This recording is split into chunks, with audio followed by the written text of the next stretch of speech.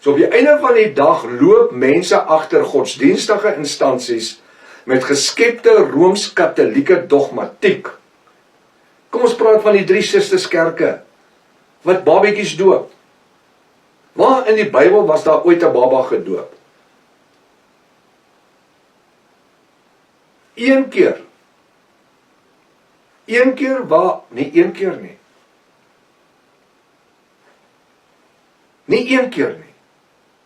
Want 'n kind het nie sonde nie. Terwyl Jafashua daar Markus 13 sê, verhinder nie, want aan sulkes behoort die koninkryk van Jafashua. Verhinder nie die kindertjies nie, want die Vader se koninkryk behoort aan hulle.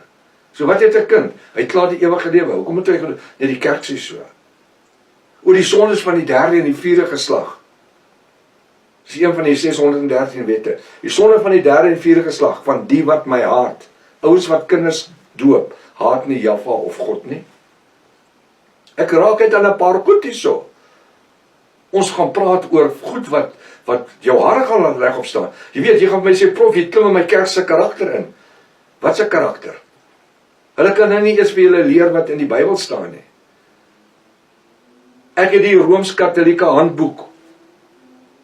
Hoekom doop hulle kinders? Kinders word in die Rooms-Katolieke stelsel ingedoop. En dis hoekom die 3 Susterskerke kindertjies doop, want dit is deel van die Rooms-Katolieke stelsel. Prof, jy weet nie waarvan jy praat nie. Sê vir my, wat sit bo op die kerk se dak? 'n hoenderhaan.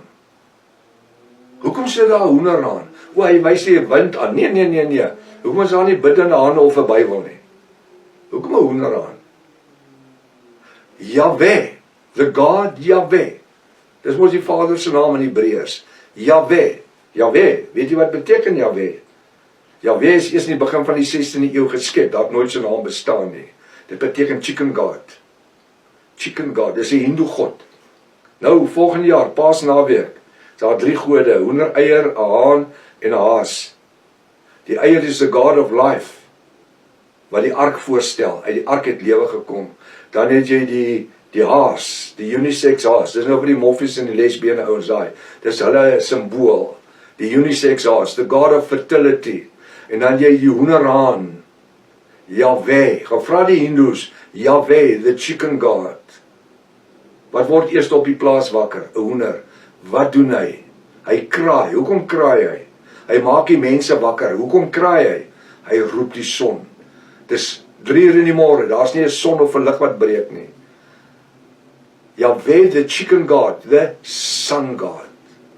Sien waar ons kom. En elke Easter naweek dan word tonne en tonne en tonne chocolates opgeëet. Sjokolade.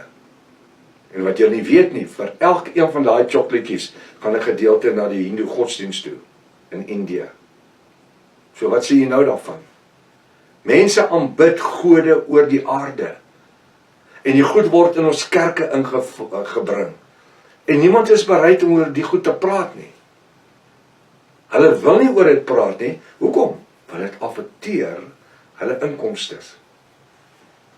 Hoe jammerlik. Nou ja, in die reeks, om uit te vind tussen die wit pout en die swart pout, wel wit paus en swart paus, gaan ons 'n paar baie delikate onderwerpies moet ondersoek. En ek is ongelukkig jammer as dit nou nie ry met wat jy jou lewe lank geglo het nie. Maar weet jy wat, dis nie my probleem nie. Ek is gehoorsaam aan wat Jaffa vir my, die Vader, deur die Ruach HaKodesh, die Heilige Gees, sê om te doen. En as een siel in hierdie reeks tot bekering gekom het, of sal kom, dan was dit die moeite werd gewees.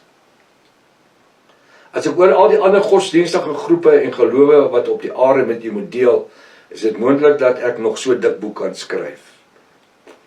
Ek is juist besig om 'n boek te skryf oor the lies of the church.